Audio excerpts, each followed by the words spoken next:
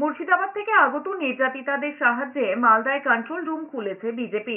সেখান থেকে সরাসরি কেন্দ্রীয় স্বরাষ্ট্র মন্ত্রকে অভিযোগ জানানো হবে, এমনটাই জানিয়েছেন বিজেপির রাজ্য সভাপতি সুকান্ত মজুমদার। তিনি এও বলেছেন, খবর পেলেই ওইসব এলাকায় পৌঁছে যাবে বিএসএফ।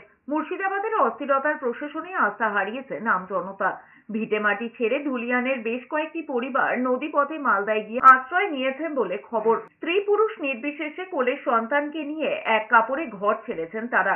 দুর্গতদের দাবি, থানার উপর ভরসা নেই, এলাকায় বিএসএফ ক্যাম্প চাই। আমরা এখান থেকে রওনা হয়ে পাল্লালপুরে যাব। উদ্বাস্তু হয়ে যারা মমতা বন্দ্যোপাধ্যায়ের দৌলত, যারা নিজেদের বাড়ি ঘর ছাড়া হয়েছেন, কেন্দ্রীয় বাহিনীকে যে জায়গায় নিয়ে যাওয়ার কথা সে জায়গায় নিয়ে যাচ্ছে না। কারণ কেন্দ্রীয় বাহিনীর ডিপ্লয়মেন্টের দায়িত্বটা নিয়ম অনুসারে এসপির উপরে থাকে, এবং এসপি এবং আইসি এরা বদমাশি করে এই ধরনের ঘটনা ঘটাচ্ছে। এবং মুর্শিদাবাদ শুধু ঝাঁকি, এরপরে গোটা পশ্চিমবঙ্গে এই ধরনের ঘটনা ঘটানোর চেষ্টা করা হবে। সেটা সিদ্দিকুল্লাহ সাহেব অলরেডি ধমকি দিয়ে সমগ্র হিন্দু সমাজকে একবার জানান দিয়েছে।